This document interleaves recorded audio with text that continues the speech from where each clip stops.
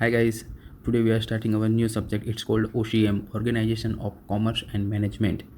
As the name suggests, it have a commercial activity and management activity. This is the base subject in a commerce field or a commerce stream, right?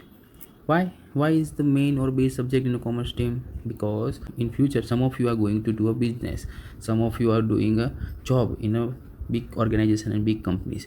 At that time you should have brief knowledge about how the management mechanism work and how the commercial activity took place, right? Let's start with the introduction. We all human beings have a unlimited wants and unlimited desire. That's a fact, right? We all have a number of unlimited number of desire and unlimited number of wants. That's the human nature's fact. Okay, so to satisfy that wants and desire we have to do some human activity, right? And how we satisfy this that wants and desire? By goods and services, right? So to get that good and services to you, you have to do some human activity. This human activity we can classify into two category: non-economic activity and economic activity. So let's see how the book refers. All human being requires different type of goods and service to satisfy their needs. So they keep themselves busy and do some activity throughout their life. All activity can be classified as economic activity and non-economic activity as we discussed earlier. Okay. So let's start with the non-economic activity. So what is non-economic activity? Non-economic activity are those human activity which are performed to satisfy personal, social, religious, cultural, and sentimental requirement without monetary expectation. Without monetary expectation. For an example, reading a book, serving a people, cooking by a mother, right?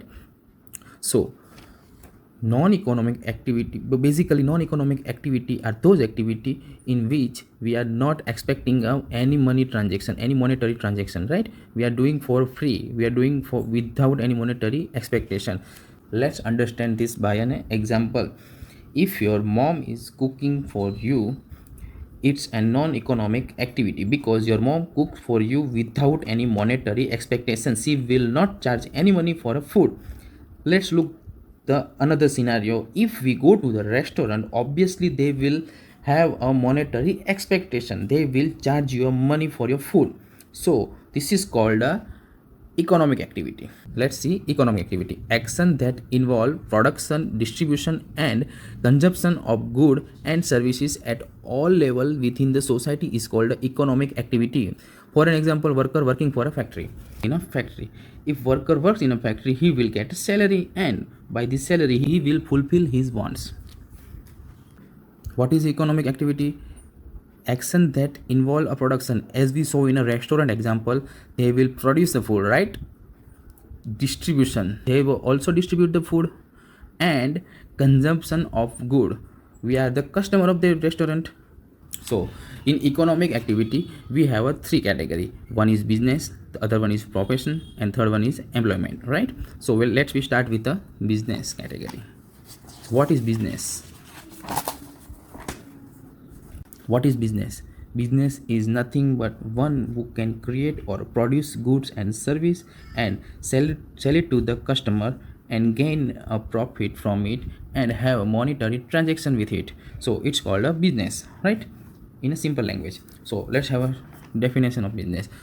Business represent organized effort by an individual or group of individual.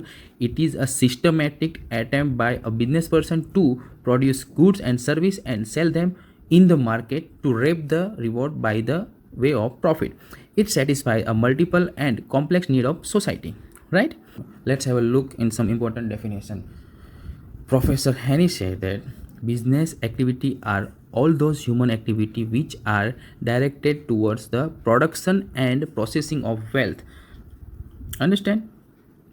Business activity are those human activity which are directed towards a production. You have to produce, you have to create some goods and services, and you also make money from it. It's called a business. Professor Pride, Hughes, and Kapoor said that organized effort of an individual to produce and sell for the profit the goods and services that satisfy society's need. So as per Professor Pride, Hughes, and Kapoor, the organized effort of an individual to to produce the goods and sell it for a profit, right? Correct. We are selling it for a book a profit, and they will add this one element also to satisfy society's needs, right? To satisfy our desire, to satisfy customers want. It's called a business. Let's have a look in characteristic of business. These 10 are characteristic of business. First, continuity in dealing. The second one is customer satisfaction. Third one, uncertain returns. Fourth, two parties are important. 5, element of risk. 6, exchange of goods and services. 7th, profit motive. 8, production of goods and services. 9th, an economic activity. And 10th, dealing in goods and services. Characteristic of business, continuity in dealing, right? So if we do one single transaction, it's not considered as a business, right? Even if we get money from it, we book a profit from it, it's not considered as a business at all. Let's we understand this by an example.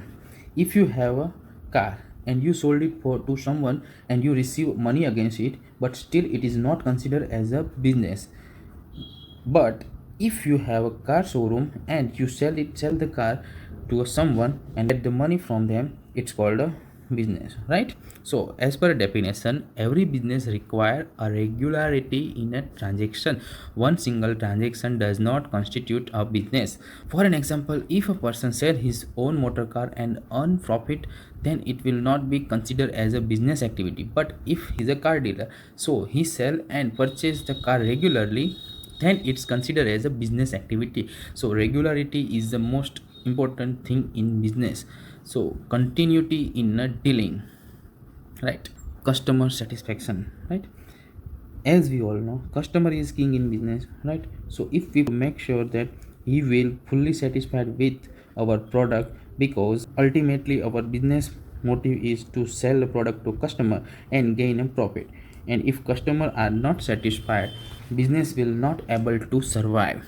So customer satisfaction is the ultimate aim of all economic activities, and business is not an exception to it. Modern business believes in satisfying the customer by providing a quality product and service at the reasonable price. The purpose of the business is to create and retain the customer for a long time.